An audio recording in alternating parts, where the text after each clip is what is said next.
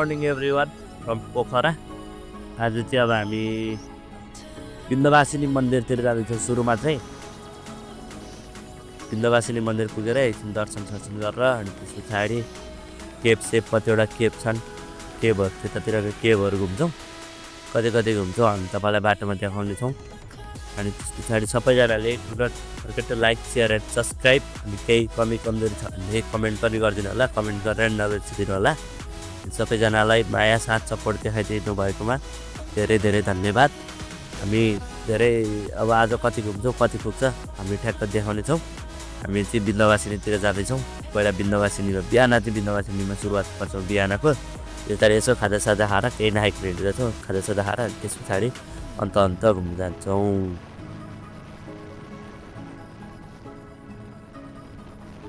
विन्ध्यवासिनी मन्दिर अनि कमल स्टेज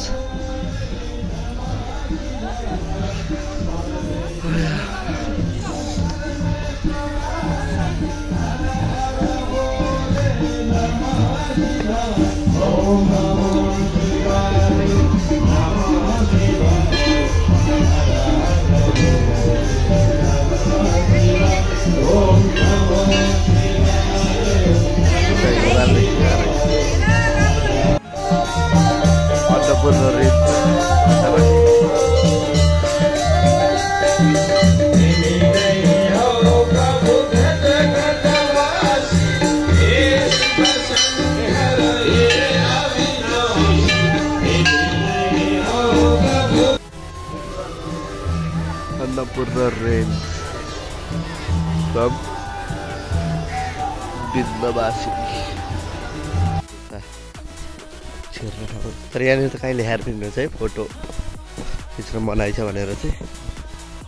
सहयोग चमेरोले भने क्या चमेरोलाई ढुङ्गा हान्ने हान्नु हुँदैन अरे, लाइट पनि बाल्नु हुँदैन अरे। चमेरो संरक्षण गरौँ, जैविक विविधता जोगाऊ। भाइ अब त लाइटको जरुरत पर्छ जस्तो छ नि त। फ्ल्यासवाला पनि होइन, मेरो फ्ल्यास पनि बल्यो होला नि, बल्यो चिप्लिन्छ है। हतपत मान्छे चाहिँ कोही आउँदो रहेछ है, लेखाएर चाहिँ प्रवेशद्वार यतापट्टि हुनु। त्यस्तो गर्मी पनि रहेन रहेछ, तर मान्छे भइदियो अलिक कम डर लाग्थ्यो होला। अब डरले साथै पुत्ले लिने होला। ओ माई गड,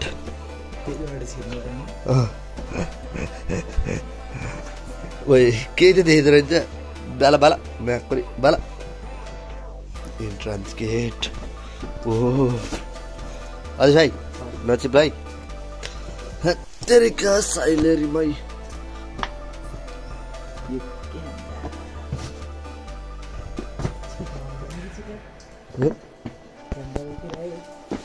क्यामेरा पनि बोक्नु नपर्ने छ खै त,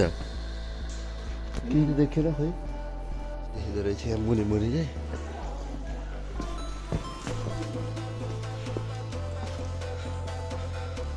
चर्को आवाज नआउदिनु होला अरे।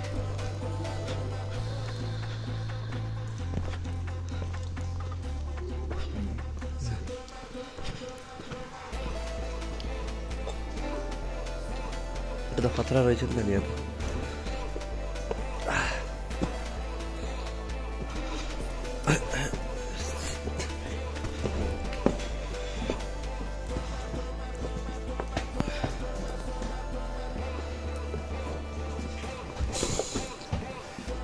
ए ओके ओके, चमेरो चाहिँ देख्यो कि देखेन?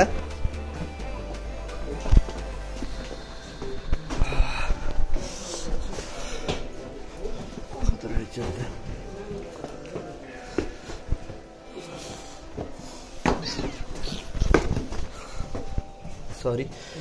त्यहाँबाट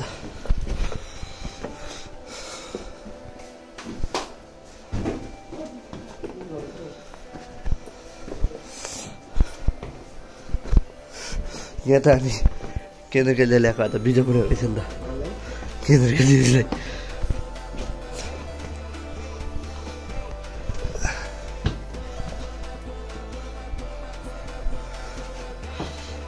तेरिका साई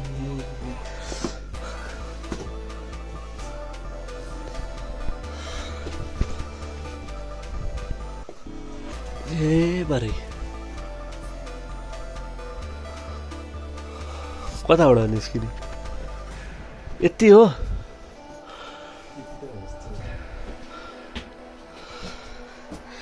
यहाँबाट निस्किनु छ भाइ त्यसो भएदेखि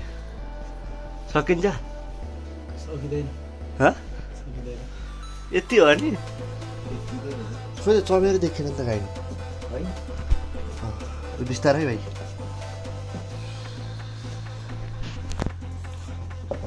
हत्तेरिका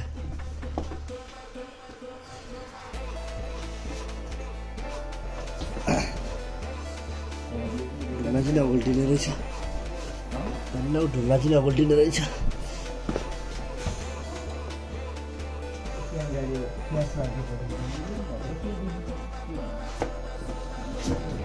ओइ भाइ लडा तर एक गेट चाहिँ हान्नु पर्थ्यो त्यहाँबाट फोटो होइन एक्जिट त्यहाँबाट बाहिर निस्किनु पर्थ्यो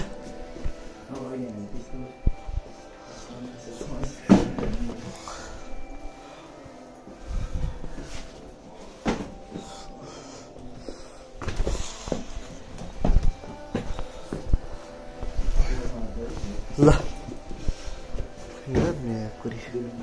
हेड म बोकिहाल्छु यति त सिम्पल हो क्या मेरो लागि त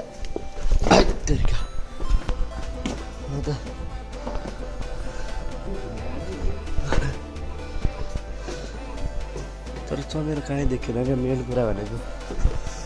चमेरे गुफामा आएर स्क्याम भयो यार चमेरै देखेन त्यसरी टर्च पालेर नहेर्नु भनेको यहाँबाट चाहिँ के छ यहाँ फेरि यस्तो साइन रहेछ अनि डोन्ट गो भने होला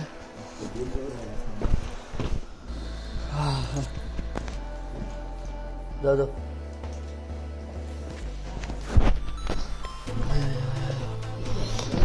गर्मी आएर अब त गर्मी भयो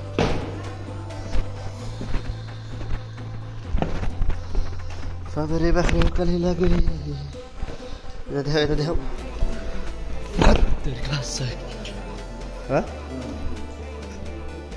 रहेछ त चमेर रहेछ उही यत्रो माथि सबै चमेर रहेछ त भाइ बजे नदेखाउ त्यसरी आछु ला अघि हो कि अब टाउकोमा जो बाटो चाहिँ ल चमेर चाहिँ फोटोमा मात्र देख्यो भिडियोमा अहिले देखिँदो रहेछ यहाँको भइगयो नि ए यस्तो छ नि यति पुरै निहुरिनु पर्ने अया अल्को हुनु नै घातक रहेछ पर्यो है त ल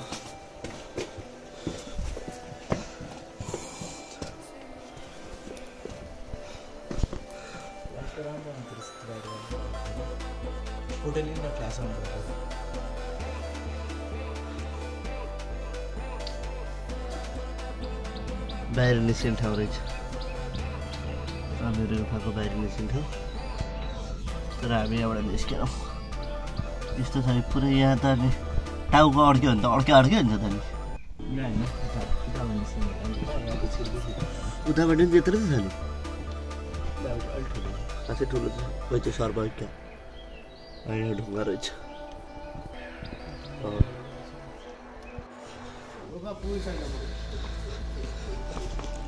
तर अलि ग्रिनी अलि रहेछ यहाँ चाहिँ त्यस्तो डर लाग्दो छ जस्तो छैन यो चाहिँ महेन्द्र गुफा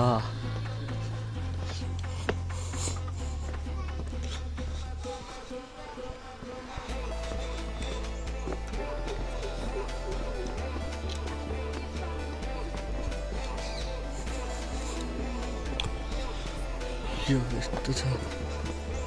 महेन्द्र केभ भनेर यहाँ राजाले बनाएको गुफा हो कि राजाको नाममा रहेछ इतिहासमा लेखिनु पर्दैन क्या।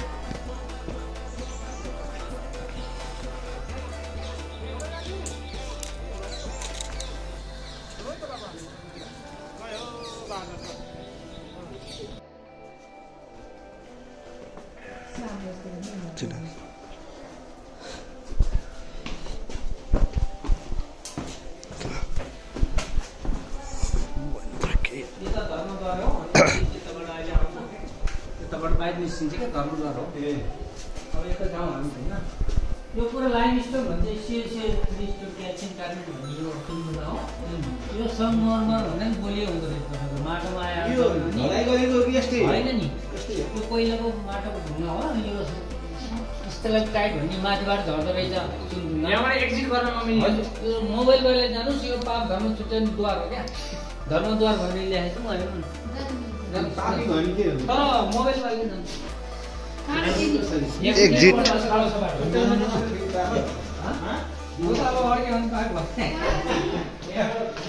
ए अझै सायद तिमी यो गाईको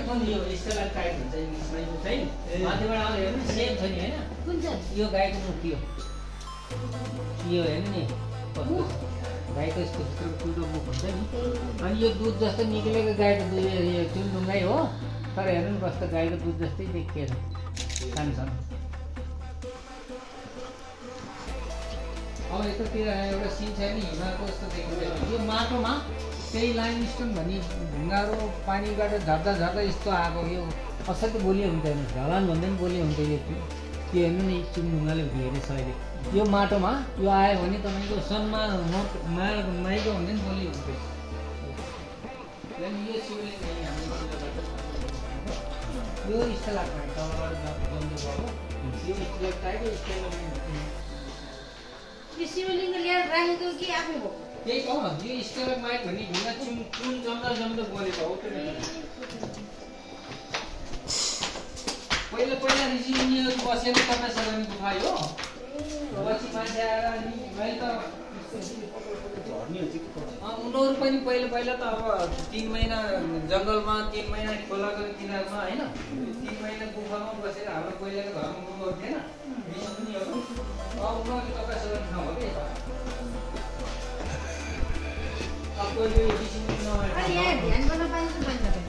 यहाँ अहिले त गुफा पर्यटकहरू आउँछ नि विदेशीहरू साथहरू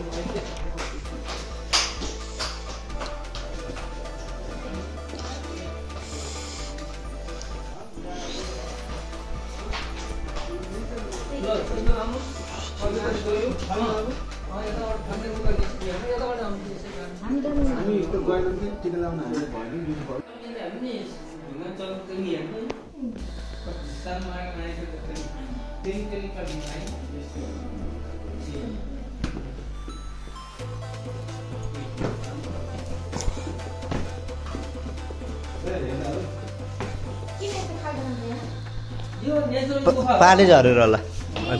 यो माटो त पानी माथिबाट खाल्डो भएको हो पानी झरेर खाल्डो भयो होला यसै गर्नु मलाई लाग्दैन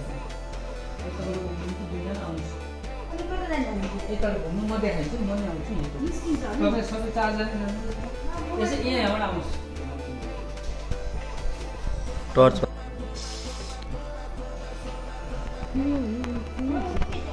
ल बिस्तारै अन्तिम गर्दैन घुम्न आएको मान्छे आरामले यहाँ त उता नजानु खाल्डो छ कि यहीँबाट आउनु ए टाउको ठोकी चाहिँ माथि हेर्छ यहाँ टाउको ठोकी गाल के लाइट छ फोकसै गरेन क्या यो त माथि हेर्नु टाउको ठोकी ल म यहाँ त लाइट लिएर बसेछु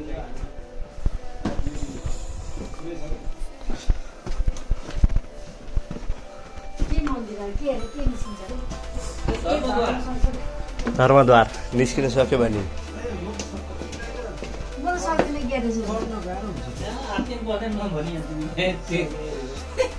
बेग उहाँलाई दिनुहोस्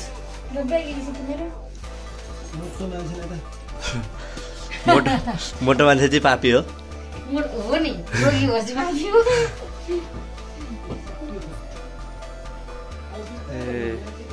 भाइ दाजुले हेलमेट दिदीलाई दिनु दिदीलाई दिनुहुन्छ अनि पछि साउन्डबाट ल अब हामी चाहिँ केभहरूबाट चाहिँ निस्क्यौँ आज चाहिँ मोबाइलमा चाहिँ गुगल म्याप हेर्नुपर्ने भएको कारणले चाहिँ बाटोको चाहिँ खासै अलि भिडियोहरू धेरै छैन सिधै ठाउँमा पुगिसकेको मात्रै छ अनि अर्को कुरा भनेको चाहिँ केभहरूमा चाहिँ काहीँ क्यामेरा खोल्न नपाउने अनि त्यसरी सोरहरू गर्न नपाउने फोटोहरू लिन नपाउने किन भन्दाखेरि चाहिँ चमेरहरूलाई डिस्टर्ब हुन्छ चमेर क्यामेरै चमेरहरूलाई डिस्टर्ब हुन्छ भनेर चाहिँ हामीले खासै धेरै गरेको छैनौँ सानो सानो स्वरमा छ अनि त्यस्तो मजाले बोल्न पनि पाएको छैन त्यो मिलाएर बुझिदिनु होला अनि महेन्द्र केपको चाहिँ सेट भनेको त्यहाँनिर पहिला के ऋषिमुनिहरू बसेको ओरेको के रहेछ अनि त्यहाँ लाइम स्टोनहरू के रहेछ अनि त्यस पछाडि धर्मद्वार भन्ने रहेछ त्यहाँबाट निस्क्यो भनेदेखि चाहिँ धर्मात्मै निस्केर भनेदेखि चाहिँ ऊ अनि चमेरो गुफाको पनि एन्डिङबाट चाहिँ निस्किनु पर्ने पार्टी एउटा थियो तर त्यहाँबाट चाहिँ अलिक नसकिने रहेछ त्यो देखाएको छ भिडियोमा अनि त्यस पछाडि चमेरो पनि कहाँ कस्तो देखिन्छ भनेर त्यो देखाएको छ मिलाएर गरिदिनु होला अनि अब आजको लागि चाहिँ यति नै अब योभन्दा यो भर्खरै 11-12 बजेको छ तर अब अरू पार्ट चाहिँ नेक्स्ट भिडियोमा आउनेछ त्यतिन्जेलसम्मको लागि चाहिँ धैर्य गरिदिनु होला अनि त्यस पछाडि do not forget to like share and subscribe thank you bye by